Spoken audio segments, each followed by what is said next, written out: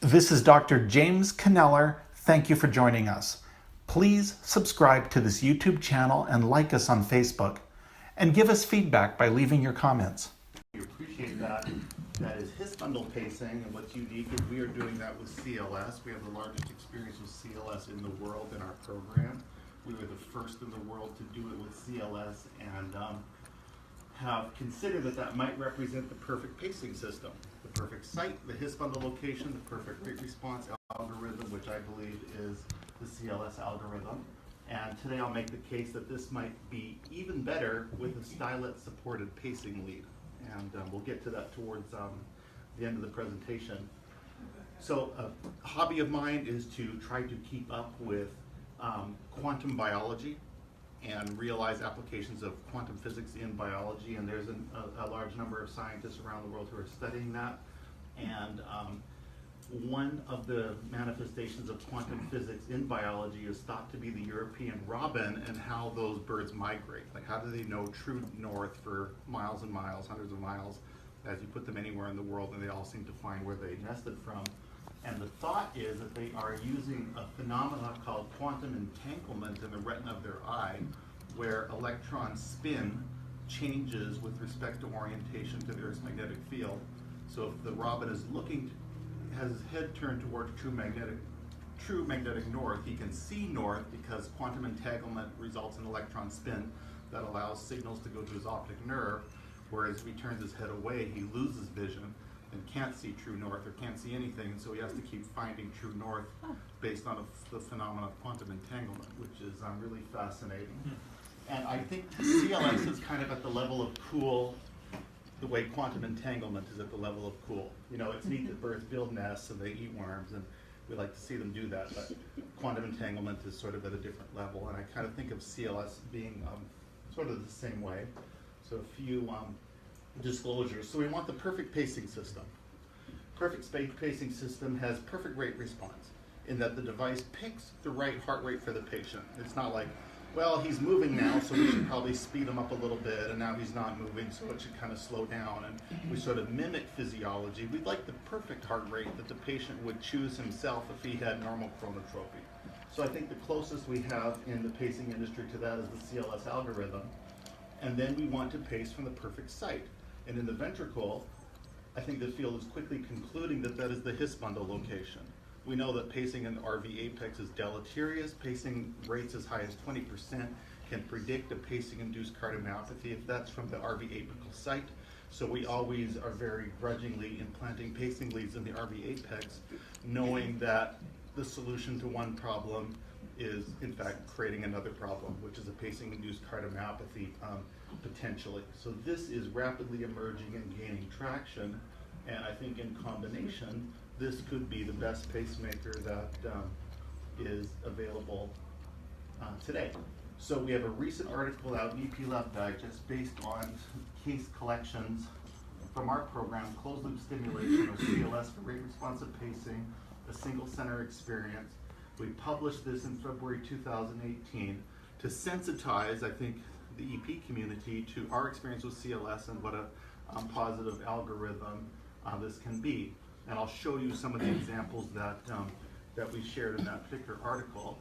So what is CLS? This stands for closed loop stimulation. It's an engineering term. It doesn't help you understand it all, but it's basically negative feedback. Okay? So as a heart rate accelerates, the body knows the heart rate's accelerating. That becomes the negative feedback.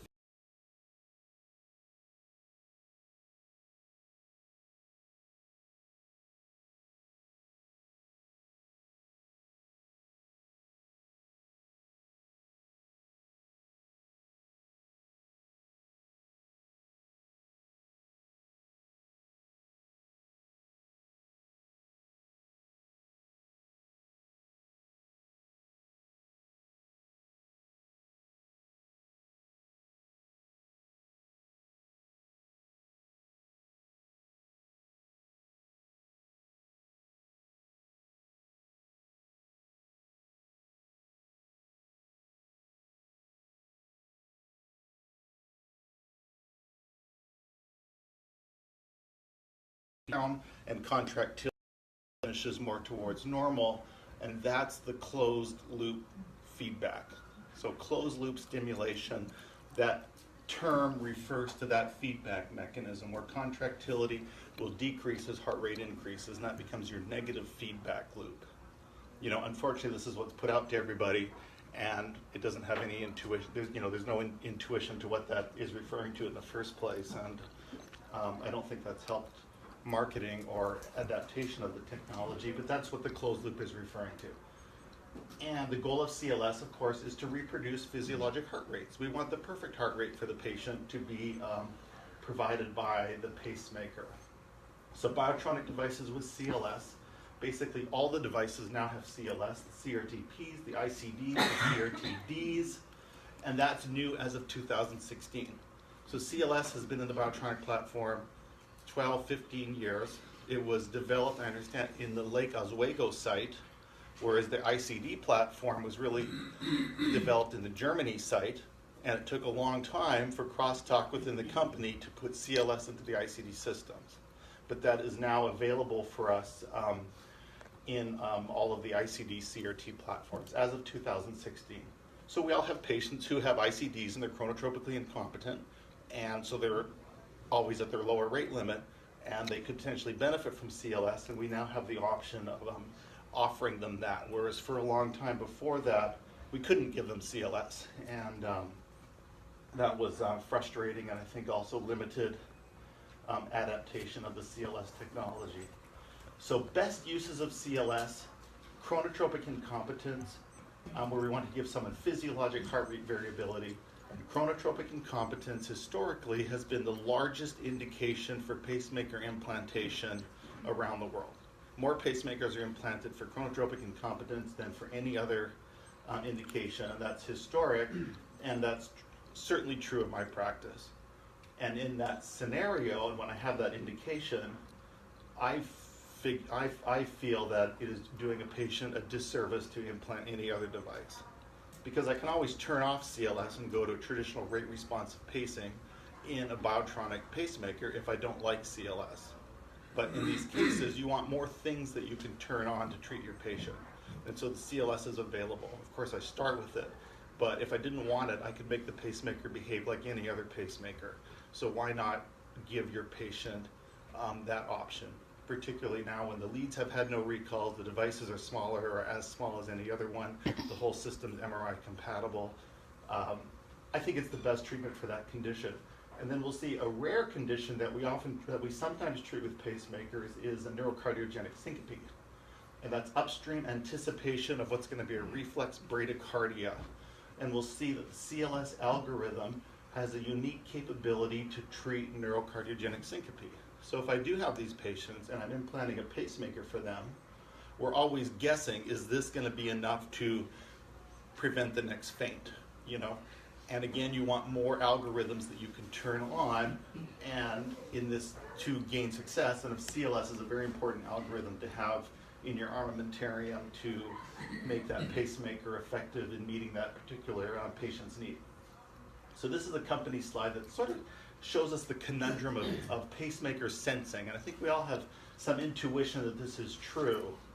But we have accelerometers, which is what all other devices are using. And accelerometers are very good when you move from rest to some activity. So the accelerometer, piezoelectric crystal deformation, it automatically knows there's some translational motion and it should start to accelerate you. The problem is when you're jogging and you start to sprint, you know, how good is the accelerometer detecting that change? And it turns out not very good. So as activity moves to heavy activity, the ability of the accelerometer to adjust to your motion starts to drop off. There's the minute ventilation sensor, which was developed by Boston Scientific, and it has thought to be helpful with heavy exercise. You know, when you really start to huff and puff, if you run harder, you'll probably huff and puff even more. So if you're sensing that breathing motion, you may be able to compensate for your pacing responsiveness in the presence of heavy exercise. There's been trouble recently with minute ventilations, and this hasn't gained a lot of traction, but the concept is there, and it's certainly because someone's recognized the problem. So where we have deficits from both algorithms is in the activities of daily living, where most of us spend our lives. You know, we have minor activity, we move around a little bit, we're not always working out. We have mental activity at different times of the day, rev our brains up and down, and want different amounts of heart rate for the tasks, including mental tasks that we're doing in the state of activities of daily living, and we recognize that this is a place where traditional sensors haven't performed well. And we'll see that CLS is uniquely good in providing nice heart rate variability sort of within the ADL range of patient activity. So in my mind, this is the enemy. Here is a histogram in somebody who is basically chronotropic incompetent. They're always at their lower rate limit. This happens to be an ICD patient. And then because of the rate responsive programming, there's kind of this linear spastic response in increased rates. So this doesn't look very physiologic, but if you saw this person in device clinic, you'd say, well, you're basically always at rest, but at least when you do try to activate, the device is able to respond, and it's probably doing what it should be doing, and we wouldn't adjust the rate responsive features based on that because you're getting some response. But the next question is that physiologic, and is this helping this person particularly? And in my mind, this represents a relatively primitive form of chronotropy and doesn't look particularly physiologic, and this sort of activity is something the patient would hardly appreciate. And for those of us who have spent a lot of time tinkering with rate response, you can adjust the response factor, the slope, the decel time, there's all these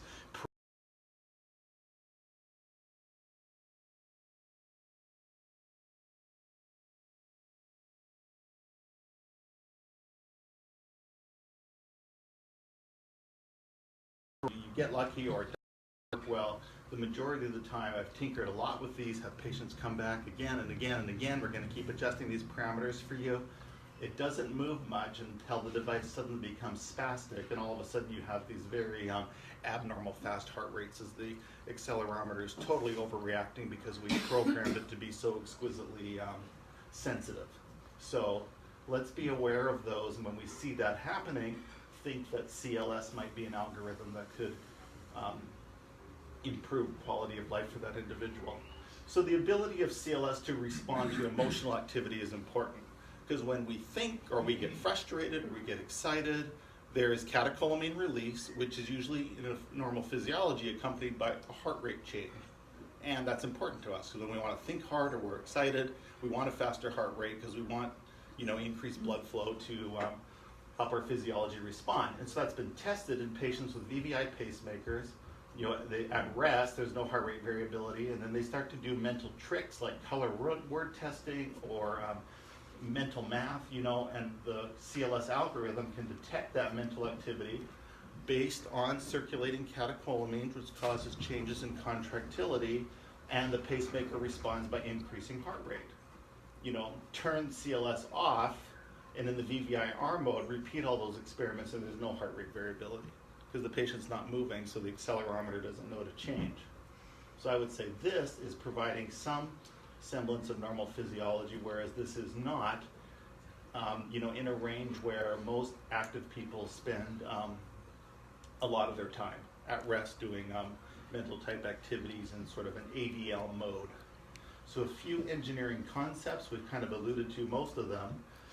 The pacemaker lead in the RV apex is surrounded by muscle. As the heart contracts, the change in the blood pool around the lead occurs on a beat-by-beat basis. When there's a lot of blood around the lead, impedance is low. When there's more muscle around the lead, impedance is high. During each cardiac cycle, the CLS algorithm samples impedance 8 times in the first 300 milliseconds of the cardiac cycle, which is when the majority of systole takes place. And so it can respond on a single beat basis to changes that it sees in contractility. And so as contractility changes within a single beat, the pacemaker can accelerate you or decelerate you as part of that CLS algorithm.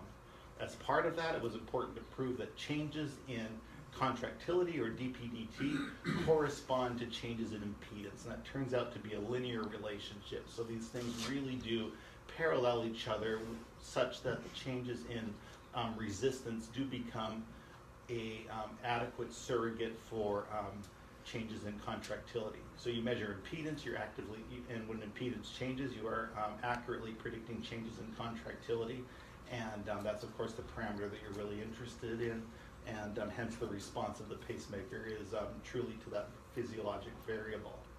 So CLS is always collecting a reference waveform.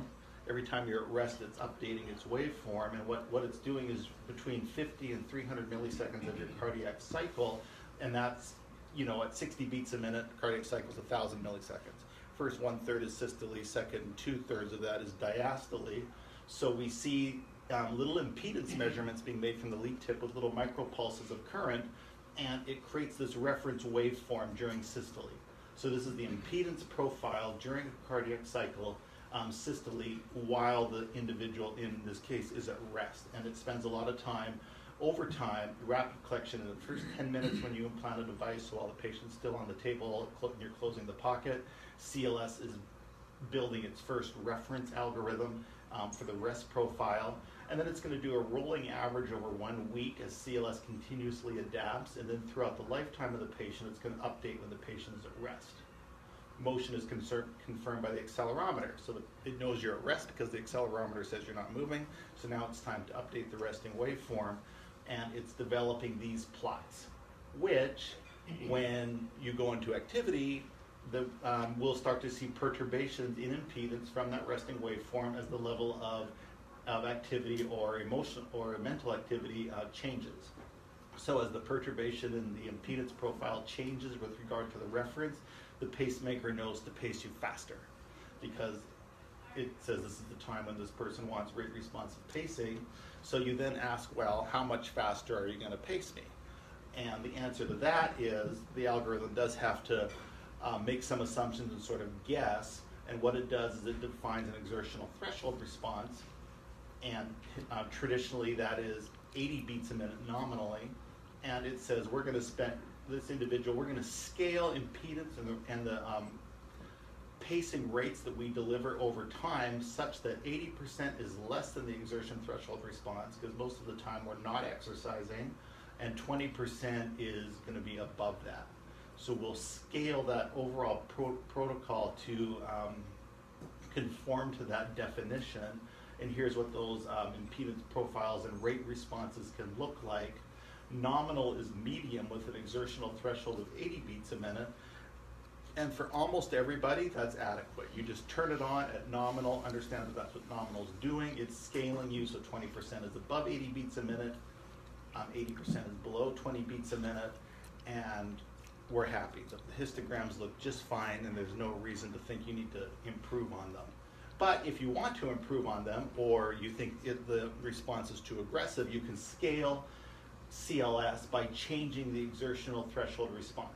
You can go to low, which is 73, or you can increase that 90 to 92 beats a minute, and the device will scale around those in the same ratios that we described. So that's the algorithm and how you can adjust it. And I've had faculty EPs of mine say, I don't implant CLS because you turn it on and the hound, I can't rein that thing in, I don't know what it's going to do. And it's like, well, that's not completely true. You can, in fact, control CLS, and you can control it with programming. You can dampen it or increase the response based on how the patient is performing.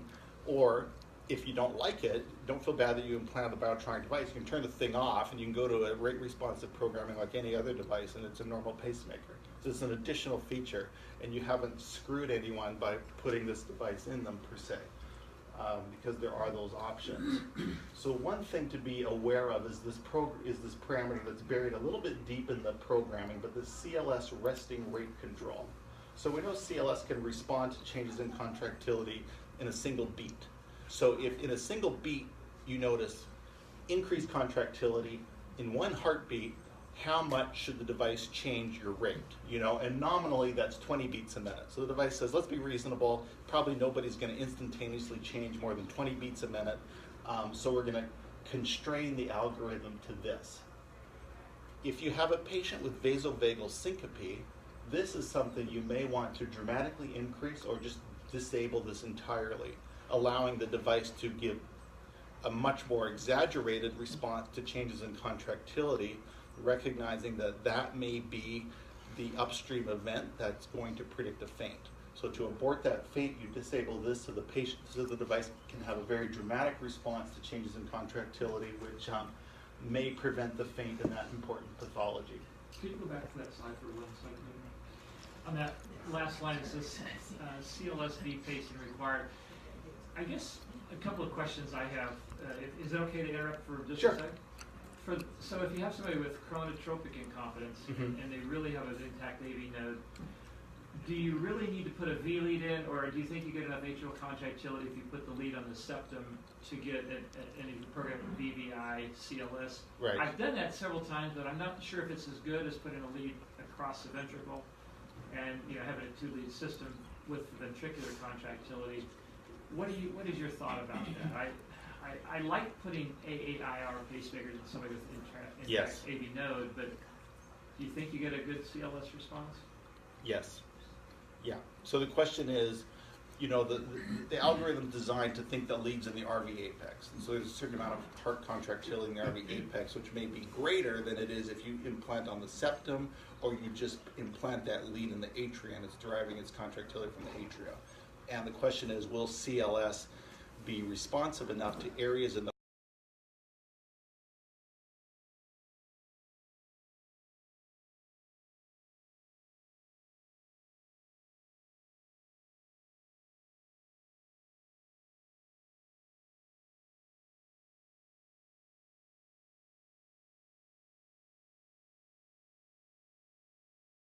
which way up on the membranous septum, you might think contractility there is really poor, and is it able to sense enough to respond? And we have not found really any appreciable limitation even from the HIS position.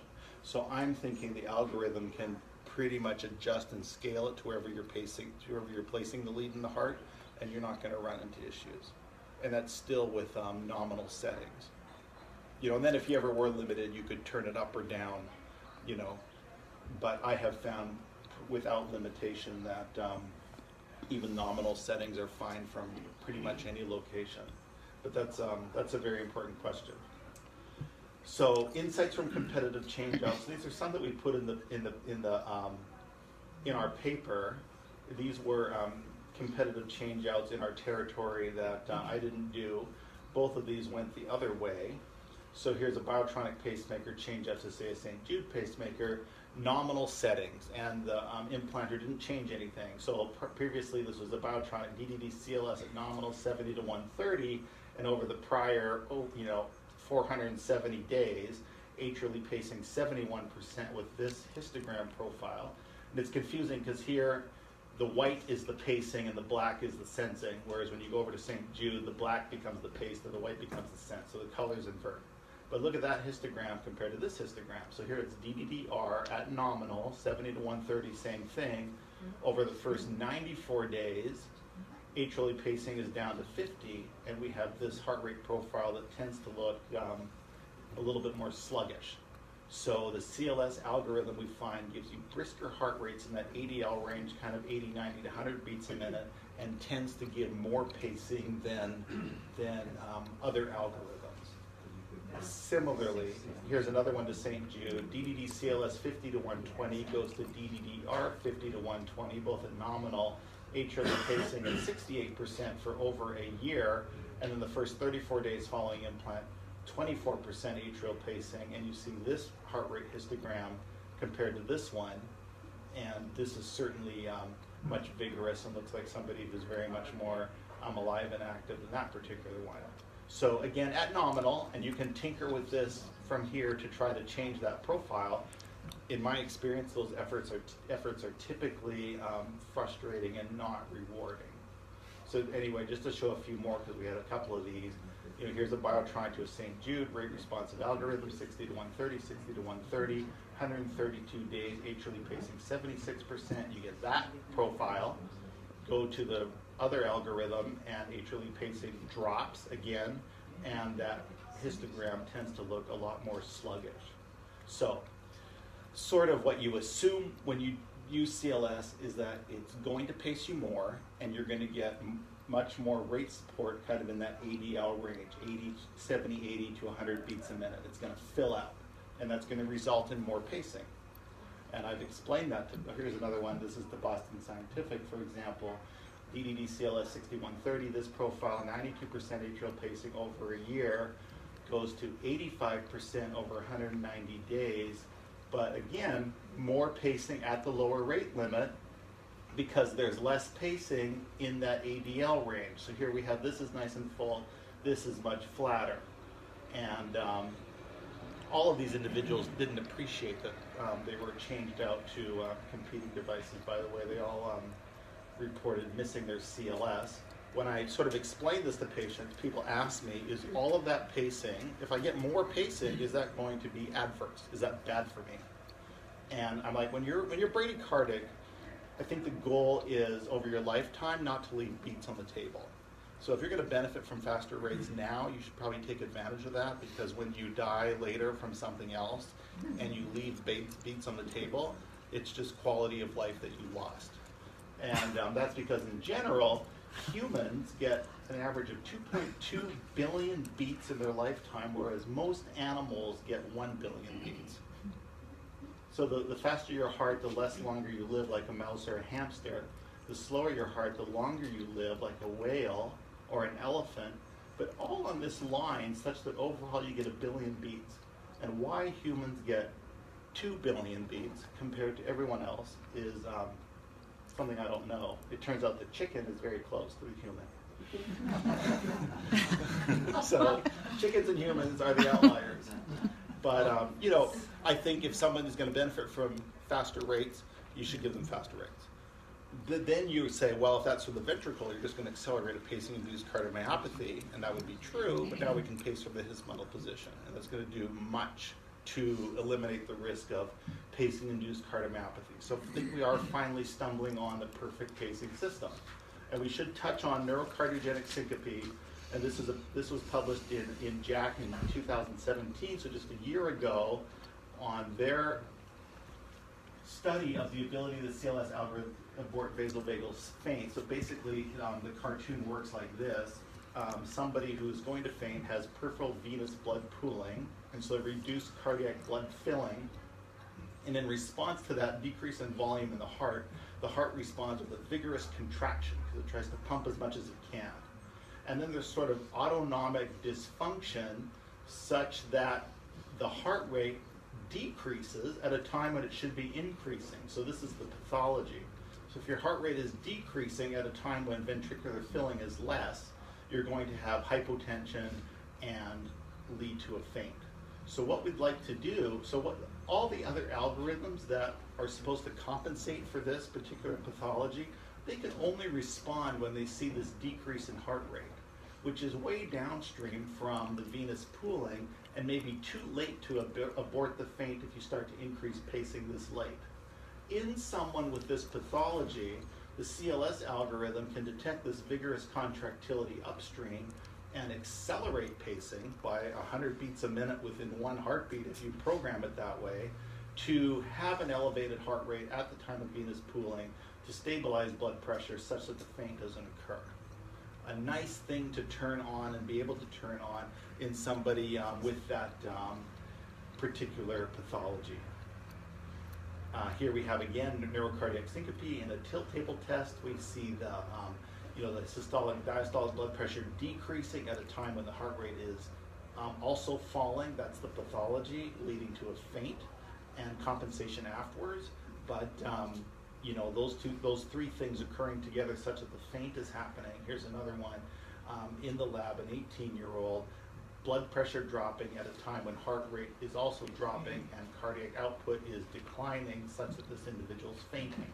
So what we want is the heart rate to be accelerating while cardiac output and blood pressure are falling, and that's what CLS can potentially provide us with.